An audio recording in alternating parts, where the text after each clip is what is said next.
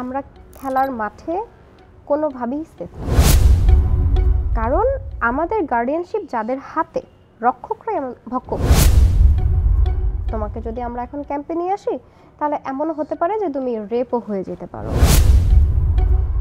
মানে আমার যেহেতু ছোট বাচ্চাটা একটা সমস্যা, তাহলে ছোট বাচ্চা যখন বড় হবে তখন তুমি শুটিংয়ে আইসো, আমাকে এভাবেই বলছে। ঠিক আছে, দয়া করে আমাদের অভিযোগগুলোকে একটু গুরুত্ব দিয়ে দেখুন। 14 নভেম্বর চর্চার স্টুডিওতে এসে এই অভিযোগগুলো করেন জাতীয় শুটার কামরুন নাহার কলি। দর্শক, আপনারা জানেন সম্প্রতি দেশের ক্রীড়াঙ্গনে এক ধরনের তোলপাড় চলছে। কোচ মঞ্জুরুল ইসলামের বিরুদ্ধে জাতীয় নারী ক্রিকেট দলের সাবেক ক্রিকেটার জাহানারা আলম যৌন হয়রানির অভিযোগ তোলার পর ব্যাপক আলোচনার সৃষ্টি হয়েছে। এরপর জাতীয় শুটার কামরুন নাহার কলির এই অভিযোগ। শুটিংয়ের বর্তমান অবস্থা নিয়ে আলোচনার জন্য দেশের শীর্ষ শুটার হিসেবেই তাকে সাক্ষাৎকারের আমন্ত্রণ জানিয়েছিল চর্চা। শুটিং স্পোর্ট ফেডারেশনের যুগ্ম সাধারণ সম্পাদক জিএম হায়দার সাজ্জাদের বিরুদ্ধে মানসিক নির্যাতন সহ তিনি বিভিন্ন অভিযোগ তুলেছেন। আসুন শুনি তিনি আসলে কি বলেছিলেন। আমার যে কলিগ আওয়াজ তুলেছেন এই শুটিংয়ের ব্যাপারে, সর্বপ্রথম ওই কথা বলেছেন তাসমিয়াতি এমা, সেটা সম্পর্কে অবশ্যই আপনারা অবগত আছেন। ওর সম্পর্কে যদি একটু বলতে যাই, ওর অভিযোগটা পুরোপুরি সত্যি। সেটা আমি একজন কলিগ হিসেবে আমি জানি ঘটনাটা যে পুরোপুরি সত্যি। ও যেই কমপ্লেনটা করেছে বেসিক্যালি, যে ওকে একটা খুব বাজেভাবে থ্রেট দেওয়া হয়েছে যে তোমাকে যদি আমরা এখন ক্যাম্পে নিয়ে আসি, তাহলে এমনও হতে পারে যে তুমি রেপও হয়ে যেতে পারো। এটা রেপ, ইয়াস, এই ওয়ার্ডটাকে বেসিক্যালি তারা ইউজ করেছে। এবং আমি নিজেও জানি যে উনি কথা বলার সময় খুবই ড্যাম কেয়ার ভাবে কথা বলে। আমাদের joint secretary GM Haider Sajjad uncle, আমি আঙ্কেল বলেই ওনাকে ডাকি, তো উনি কিছুটা ড্যাম কেয়ার ভাবেই কথা বলে, যেটা খুশি সেটাই বলে, উনি কাউকে তোয়াক্কা করে কথা বলে না। 5 আগস্টের পরে সবগুলো কমিটি ভেঙে দেওয়া হলো ফেডারেশনের। তখন সার্চ কমিটি গঠন করা হলো যে পরবর্তী কমিটি কারা আসবে, যাতে সংস্কার করতে পারে, যাতে ভালো ব্যক্তিরা আসতে পারেন, ভালো ক্রীড়াবিদরা আসতে পারেন, সংগঠকরা আসতে পারেন। তো সেজন্য প্রতিটা ইভেন্টের অ্যাথলেটদের সাথে সার্চ কমিটি আলাদা আলাদা সময় কথা বলেছেন। তো শুটিংয়ের যখন পালা আসলো, শুটিংয়ের শুটাররা যখন নাকি কথা বলতে গেলেন, তখন মেয়েদের প্রতিনিধি হয়ে এমা গিয়েছিল। যদিও আমি সিনিয়র শুটার ছিলাম, কিন্তু তখন আমি 7 মান্থ প্রেগন্যান্ট ছিলাম। সার্চ কমিটি সিনিয়র বা বিভিন্ন ফেডারেশন থেকে ডেকেছিল। তো আমি যেহেতু মেয়েদের প্রতিনিধি হয়ে যেতে পারছিলাম না, তো এমা গিয়েছিল সেখানে কথা বলতে। তো সেখানে গিয়ে ও খুব সুন্দর একটা কথা বলেছে যে আপনারা তদন্ত করে যাকেই ক্ষমতা দেন, এমন একজন ব্যক্তিকে দিয়েন যার কাছে মেয়েরা নিরাপদ, অনিরাপদ কারো হাতে মানে আমাদেরকে দিয়েন না, এভাবেও একটা কথা বলেছিল। এই কথাটা কেন এমা, মানে আমি এমাকে প্রশ্ন করতে পারলে বরং বেশি ভালো হতো।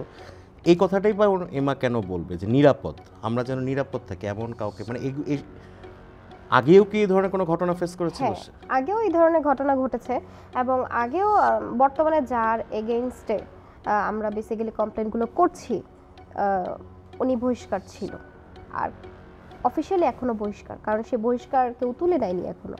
সে ক্ষমতা খাটিয়ে হয়তো বা কোনোভাবে। কার বিরুদ্ধে অভিযোগটা?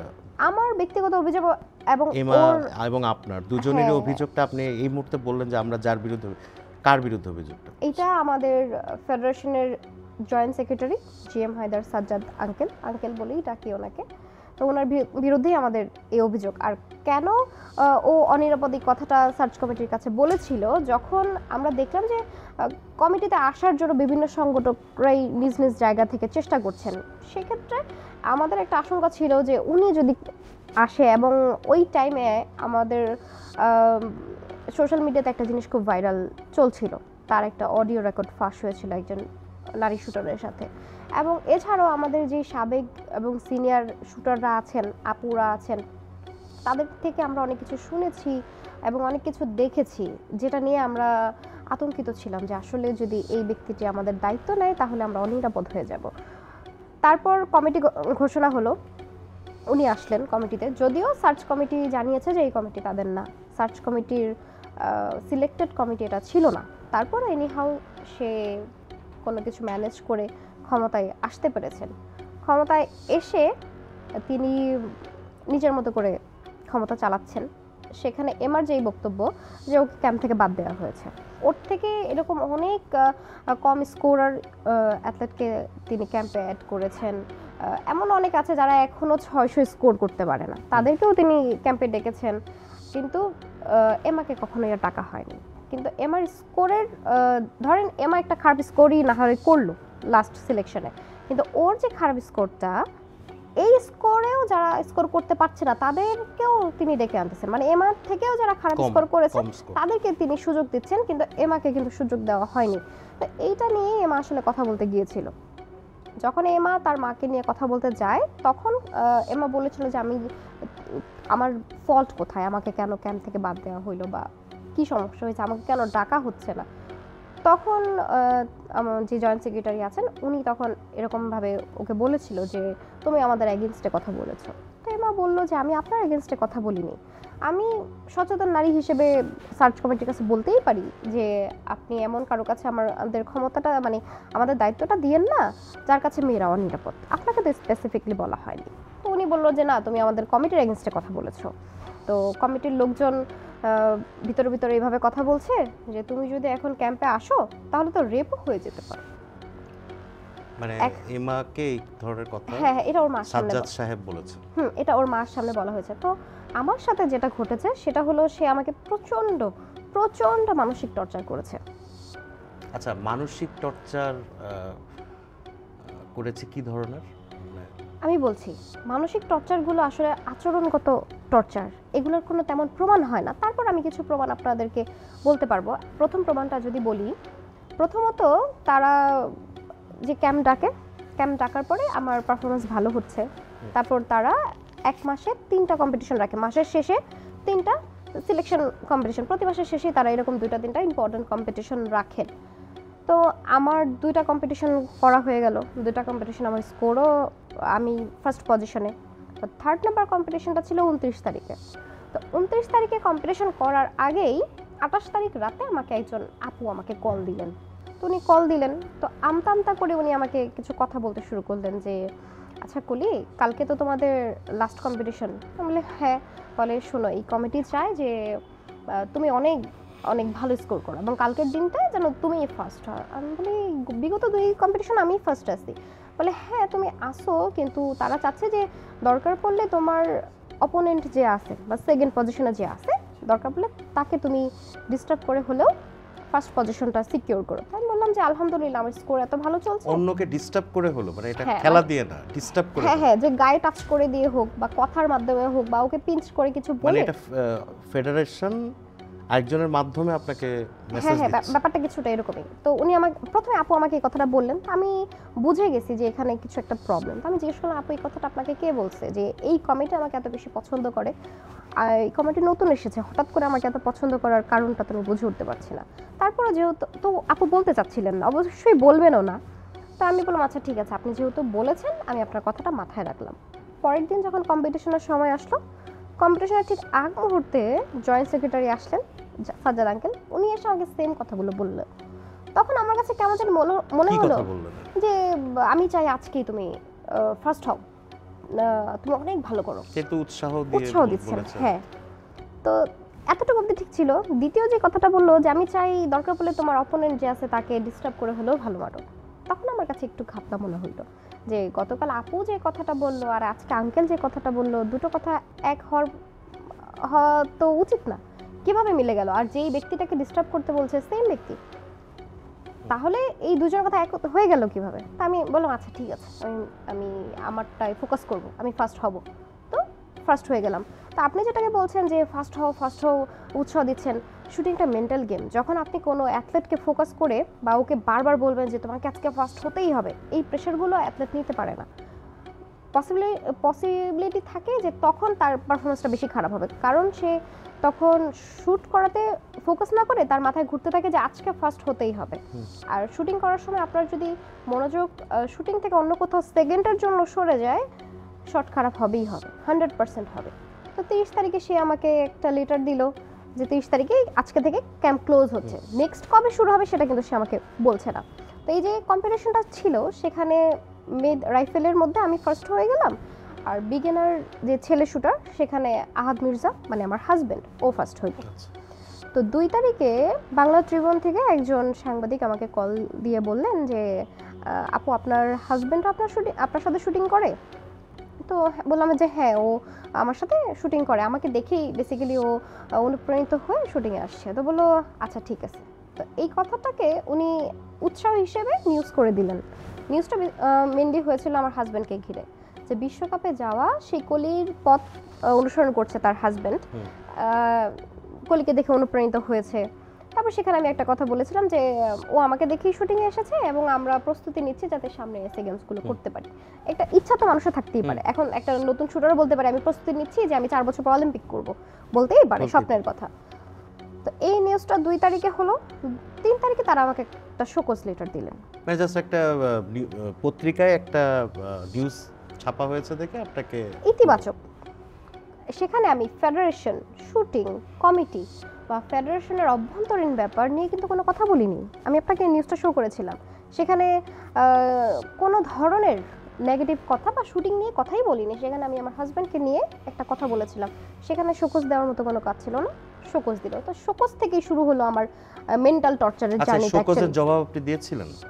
হ্যাঁ, শোকজের জবাব দিয়েছিলাম, যা সত্যি আমি তাই জবাব দিয়েছিলাম যে আমি তো শুটিং বা ফেডারেশন কমিটি বা ফেডারেশন অভ্যন্তরীণ কোনো ব্যাপারে কথা বলিনি।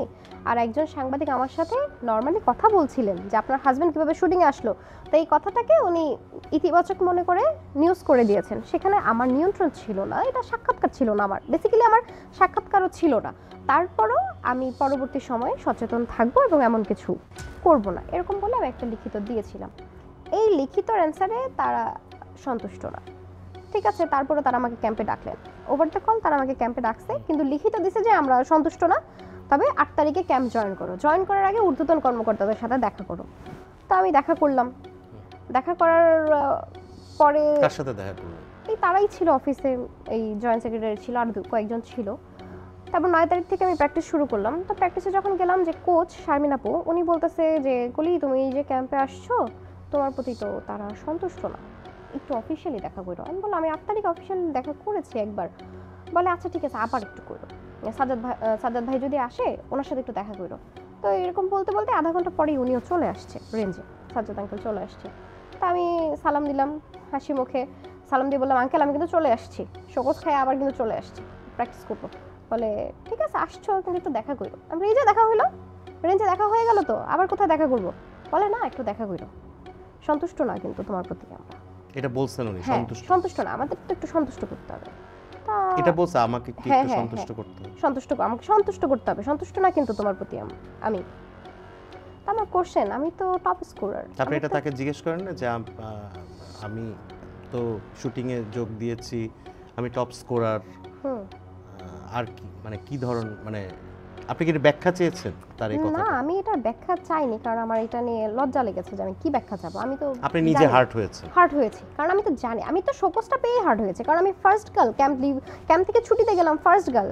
আমি এই ছুটিতে গিয়ে যে একটা কষ্ট পেয়েছি, আমি তো বুঝে গেছি এখানে আসলে ঘটনাটা কি, কেন আমাকে ডিস্টার্ব করা হচ্ছে। এটা তো আমি 28 তারিখের আগ অবধি I was normal with this committee, তাদের সাথে আমার কোনো ঝামেলা ছিল না, কারণ আমি আমার মতো প্র্যাকটিস করছি, স্কোর করছি, টপ করতেছি, কোনো ঝামেলা নাই। তো 28 তারিখে জানতে পারলাম যে তারা আমার জন্য ট্র্যাপ প্ল্যান করতেছে। 29 তারিখে দেখলাম অ্যাকচুয়ালি ট্র্যাপ প্ল্যান করতেছে। তাদের সাথে কথা বলে ট্র্যাপ প্ল্যানটা কেন, যে আপনি কিছুক্ষণ আগে যে বললেন যে অন্য শুটারকে ডিস্টার্ব করে তুমি যেন ফার্স্ট, এরকম একটা কথা আপনাকে বলেছে, আপনি এটাকে ট্র্যাপ বলছেন। এই ট্র্যাপটা কেন তারা, মানে আপনার সাথে কি শত্রু? আপনার তো তার আগ পর্যন্ত কোনো প্রবলেম না, আপনি টপ স্কোরার, আপনি ভালো করছেন। আমার স্কোরটাই অ্যাকচুয়ালি তাদের প্রবলেম, কারণ আমার কাছে অলিম্পিক স্কলারশিপ আছে, আইওসির একটা অলিম্পিক স্কলারশিপ। তো তারা চাচ্ছে এই স্কলারশিপটা তাদের ক্লাবে যাক, তাদের ক্লাবের কোনো শুটার পাক বা তাদের পছন্দের শুটার পাক। কিন্তু আমি যতদিন টপে থাকবো তাদের পছন্দের শুটাররা টপে আসতে পারছে না। এবং তিনি বলছে কিছু শুটার তো তোমাকে পছন্দ করে না, তারা বলে যে কলিকে কোনোভাবে শুটিং থেকে বাদ দিয়ে দেওয়া যায় না। আচ্ছা, এরকম যদি কোনো শুটার থেকেও থাকে, প্রতিটা ইভেন্টে তো এরকম হয় যে সহকর্মীরা হয়তো বা একে অপরকে পছন্দ করে না, বা হ্যাঁ প্রফেশনাল জেলাসি একটা থাকতেই পারে। তাহলে আপনি একটা সংগঠক হয়ে এই কথাটা রিসিভ করেন কিভাবে? আপনার কি উচিত এই কথাটা রিসিভ করা? আপনার তো উচিত আমার পক্ষে কথা বলা যে ও আমার ফার্স্ট গার্ল, তোমরা এটা বলতে পারো না, কেন বলো? আমি ওকে বাদ দিতে পারবো না। সে প্রাউডলি আমাকে বলতেছে তোমাকে তো শুটাররা পছন্দ করে না, তারা তো আমাকে ডিরেক্ট এসে বলে কোনোভাবে ওকে শুটিং থেকে বাদ দিয়ে দেওয়া যায় না।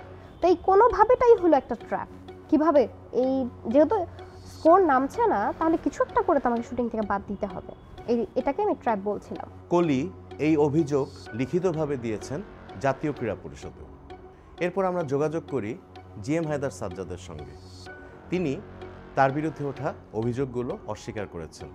কিভাবে বুঝাবো আপনাকে, ও আমার মাধ্যমে মানসিকভাবে নির্যাতন হয়েছে। আর আমি যদি বলি, ওকে সবচেয়ে বেশি আমি সাপোর্ট করেছি। ওকে ওর হাজবেন্ড ক্যাম্পের বাইরে ছিল, ক্যাম্পে নিয়ে আসলাম, এনে শুটিং করালাম। ওর হাজবেন্ডের পিস্তল ডিস্টার্ব ছিল, আমার সাইড চেঞ্জ করে ওর পিস্তলে লাগিয়ে দিলাম। নাম্বার 2, কলিকে যদি হ্যারাস করতাম বা ওকে মানসিক ভাবে টর্চার করতাম, ও কিভাবে 3টা কম্পিটিশনে ফার্স্ট হতে বলেন? তোমার একটা সিম্পল লজিকটা বুঝান। এই স্পোর্টস তো মেন্টাল স্পোর্টস, টাইম স্পোর্টস, এবং মেন্টালটা খুব ফ্যাক্টর এখানে। হ্যাঁ, মেন্টালি যদি আপনি ডিস্টার্ব থাকেন তাহলে কিন্তু আপনার শুটিং ভালো হবে না, পারফরমেন্স। এখন আপনার পক্ষে কথা বলাতে যদি আমার বিপক্ষে চলে যায়, কিছু করার নাই ব্রাদার, এখানে কিছু করার নাই। আমার ওখানে আপনি কোথাও আমার ভয়েস পেয়েছেন? ন্যূনতম কোনো ডাইরেকশন আছে? ডাইরেকশন যেটা আমার, সেটা আপনাকে বললাম। ডকুমেন্ট সহ কথা বলবো, আমি তো মানে নিচে একটা কথা বলে দেবো না তো আমার অবস্থান থেকে। যা ইচ্ছা তাই কথা বলতে পারি না তো। আচ্ছা, কিন্তু সাজ্জাদ ভাই, আপনি তো একজন এক্স সাবেক শুটার, পুরানো নাম বাংলাদেশের শুটিং এ। তা আপনার বিরুদ্ধে এই অভিযোগগুলো কেন উঠছে? মানে ওরা ভালো জানে, দে নোজ, যে ওরা এতদিন যে যাদের সাথে ছিল তারা শুটার তৈরি করে জানে, 2-4টা শুটার ঘুরে ফিরে ওই 4-5টা নাম। এখন নতুন শুটার চলে আসতেছে, ওদের পাশাপাশি বেশি সময় লাগবে না দাঁড়ায় দিতে। এরা হয়তো ওদেরকে ভয় পাচ্ছে, এবং ওই শুটার গুলো আমার তৈরি বা এই ক্যাম্পে এসে তৈরি হচ্ছে, যাদের বয়স খুব কম, শুটিং এর বয়স 5 মাস, 6 মাস বা 1-1.5 বছর। আর ওরা তো যুগ যুগ শুটিং, মানে ওদের শুটিং এর তো টাইমটা অনেক লম্বা। এটা কই আমি, তাই না? হয়তো ওরা ভয় পেয়েছে, ওরা জানে যেখানে ছিটকে পড়তেছি, আমরা যেভাবে শুটিং করতেছি ওইভাবে শুটিং হবে না। ইন্টারন্যাশনাল গেমস গুলোতে গেলে ওইভাবে মারতে গেলে ডিসকোয়ালিফাই হয়ে যাবে। এখানে তখন যারা ছিল তাদের সাথে ছিল, তারা যেভাবে ইচ্ছে সেভাবে শুটিং করছে। এগুলো রিজন আছে। শুটিং ফেডারেশন তো আসছে, পাঠানো হয়েছে, অনেকগুলো কাজ নিয়ে অনেকগুলো এজেন্ডা আছে। তার ভিতরে ফার্স্ট এজেন্ডা হচ্ছে শুটিং কে ঘুরে দাঁড়া করানো। 12 বছরের শুটিং এর কোনো অস্তিত্ব নাই। 12 ইয়ার্সে আমরা একটা গোল পেয়েছি 16তে, আর আমরা যখন শুটিং করেছি ডমিনেট করেছি 7টা 5টা করে। ওই শুটিং এখন নাই। পারফরমেন্সের দিক দিয়ে আমরা অনেক পিছিয়ে পড়ছি। যেহেতু শুটিং ঘুরে দাঁড়াচ্ছে, হয়তো অনেকের ভালো লাগতেছে না। এমন অভিযোগ আসছে একের পর এক। অভিযোগকারীরা বলছেন তারা কোনো প্রতিকার পাচ্ছেন না। অভিযোগপত্র প্রচুর জমা পড়ছে, কিন্তু এর কোনো প্রতিকার নেই। ফেডারেশনগুলোকে আগামী 19 নভেম্বরের মধ্যে নারী ক্রীড়াবিদদের বিভিন্ন অভিযোগ তদন্তে কমিটি গঠনের নির্দেশ দিয়েছে জাতীয় ক্রীড়া পরিষদ। এর মধ্যে কমিটি গঠন হবে কিনা, আর তা হলেও তা দিয়ে অভিযোগের যথাযথ তদন্ত হবে কিনা, এখন দেখার বিষয় এটি।